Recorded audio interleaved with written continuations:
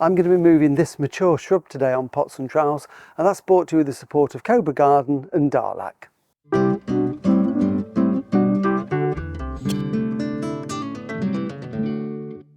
Hello and welcome to Pots and Trowels. Well, today I'm going to show you how you can move a mature shrub, and this is one that's in our garden here. This is a hibiscus, a lovely blue flowering one that when we came here at the end of August was in full flower, and it was still flowering into October. Lovely big flowers. So it's potentially a shrub that I want to keep as we develop the new garden, but it's totally in the wrong place. It just sort of sits out here on the lawn, doesn't blend in with anything else. It really wants to be in the border.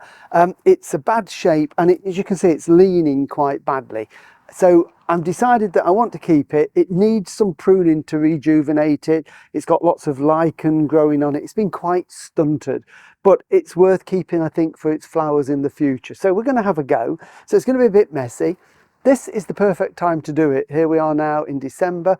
If you're moving any deciduous plants like this and digging it up and transplanting them somewhere else, they need to be done when they're dormant, when the leaves have fallen off. And you can do it literally from now through until about the end of February, before they start to wake up in spring.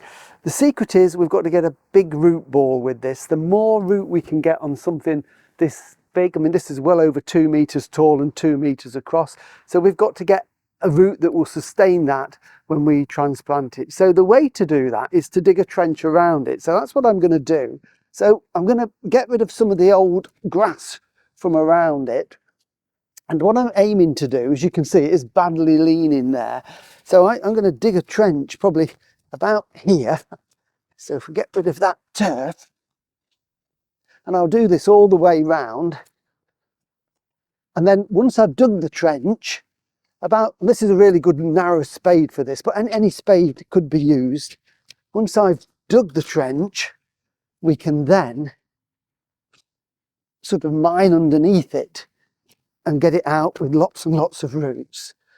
So it's just literally a case of going round, spade right the way in, like that.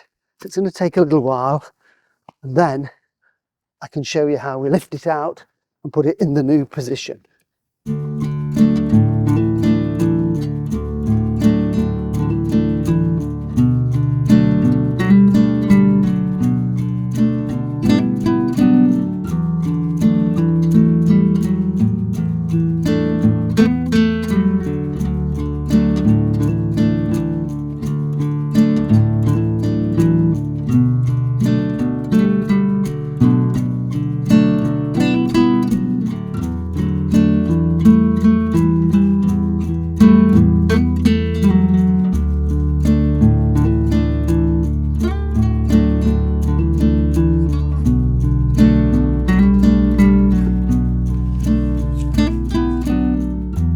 Right, so there we go. I've now dug a trench all the way around it. Essentially now we've got something like a donut around it. I've had to cut through some of the roots. It's got more roots than I thought. And what I'm going to do, I've done those with a spade. Doesn't matter, there's going to be enough root fibre in that root ball. So I'm going to use my loppers just to make sure that any roots that I've chopped with a spade, I've got a nice clean cut on them, especially the big ones. It's not so much of a problem with the little ones, but that sort of thing is absolutely fine. But anything that's got a bit of size to it just means that they've got a nice clean edge and will heal. And here you can probably see there's a beast of a root here. I didn't want to chop that one with a spade, so we can't dig all of that out because it probably goes a couple of meters under the lawn. So that one again is just going to be severed off. No pain, ouch, like that. So it's getting there, but we've looked at now undermine it. So I've gone down the sides. So what I've got to do now is get my spade at an angle and chop into it like that. So it's just a case of working my way around it, chopping in. Once you've got so far, you can give it a bit of a lever. See, that's moving. I'm just going to step over the camera, Joe. It's a pity you're having to film this because you could have had the other spade, couldn't you? No, I like this. Yeah, I bet you do. So just a bit of leaving. Oh, it's going to go. Fortunately, it's not gone too deep. It's a bit like toppling over. So just chop over up there. And I think that I might just need to do a little bit at the other side. But I think basically, this is where you need 3 hands or another person. Can you grab that with your spare hand? Thank you, don't drop the camera. There, that's it, it's away. So, it's now essentially dug out of the ground. As you can see, it's all that was underneath. Not a particularly deep root system, that's probably why it's gone over. So what I've done here is I've already prepared the hole. So I think that's going to be big enough.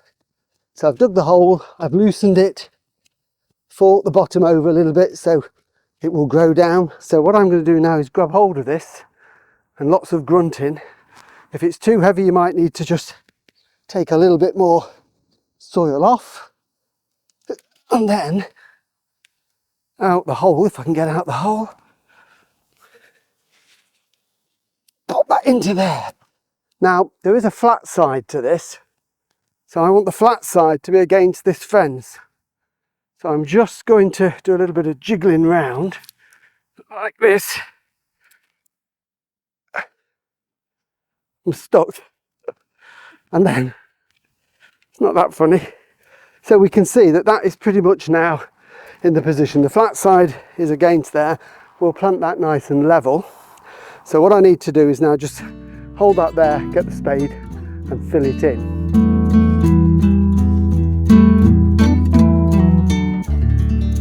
Now it's in the hole. I've got room all the way around it, so I've not crammed it in. There's room for those fibrous roots when they grow to grow out into that without any hindrance at all. And the other thing is to check the level. This, where it's got this moss growing around it from the lawn, that was pretty much the soil level there. And as you can see, if I use put my spade across it like that, that just shows you that the level is the same. We don't want to lift it up any higher or plant it lots deeper. So within 1 inch or 2 is fine on something of this size. And make sure that it's pretty much level, and just, you know, the side is facing outwards to where you want it to be. And then it's a case of starting to backfill. So to start with, you just need to hold it into position. And again, this is where you really could just do with somebody holding it, but Jill is using both hands on the camera. So, and I'm not going to fill it completely. I'm just going to put a little bit of soil around it and then just give it a bit of a wiggle so that it finds its way down. And at that point, we could actually just, using our foot, just give it a light firm. Okay, so we want to make sure it's evenly firmed all the way round.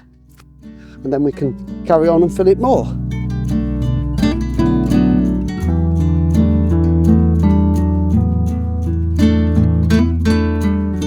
So what we need to do then, once we've got that first bit of soil in, got it roughly level, just keep putting the soil in layers, a little bit more here, and then making sure you're holding it in the position you want it. Then go round, use your heel all the way round. Don't give it just a little tap with your feet. That isn't going to be enough, because if you do that, as soon as it rains and the wind blows, then it will just loosen it. So it does need to be in contact with soil nice and firmly. So all the way around there, and I can feel already that that is now more stable in the ground. Just a little bit more soil to finish it off. I haven't put any fertilizer in at this stage because there'll be enough nutrients in the soil. What I'll do is in the spring, when it starts to grow, I'll then give it a general feed.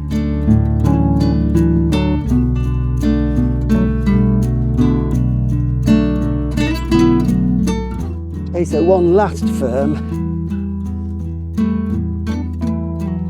like that. That's the spade finished with for a second.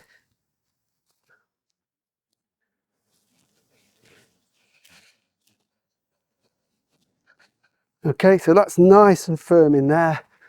And then just finish off with the fork to get it nice and level. I'm actually going to put a bit of garden compost on there as well. just as a mulch, and then the worms will take that down over the winter and really get those roots growing. So just a couple of those.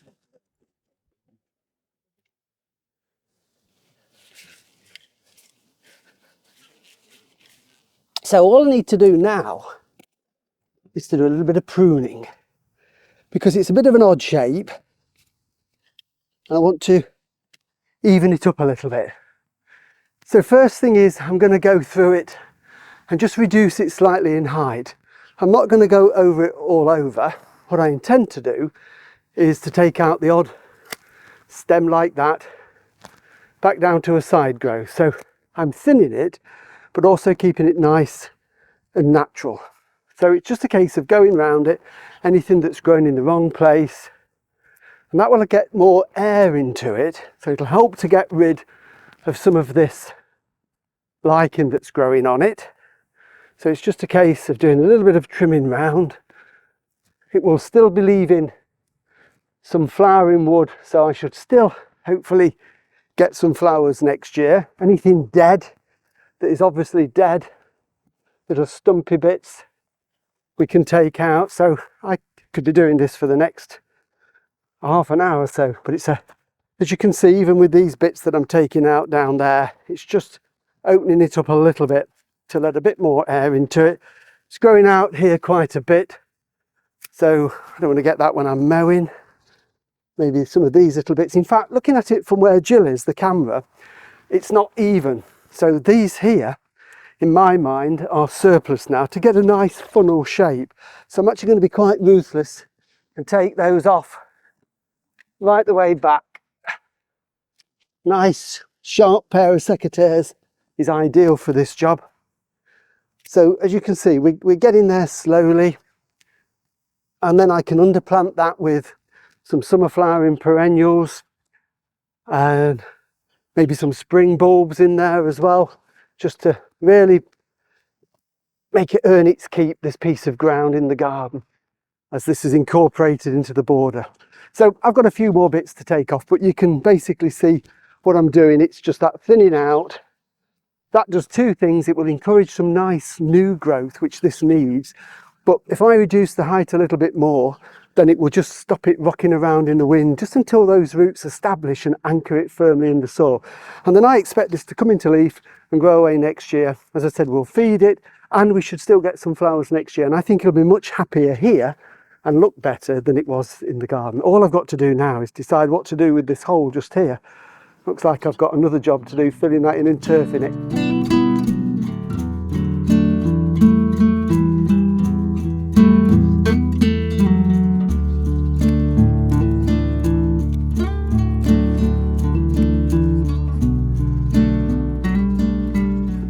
Thank you for watching Pots and Trowels, and all I've got to do now is tidy up. Don't forget you can watch all the videos we've done on YouTube, and if you hit the little bell icon you'll get notifications of our weekly videos. Next week I'm going to be in the greenhouse just doing a little bit of winter agapanthus care, so we'll see you then. Bye!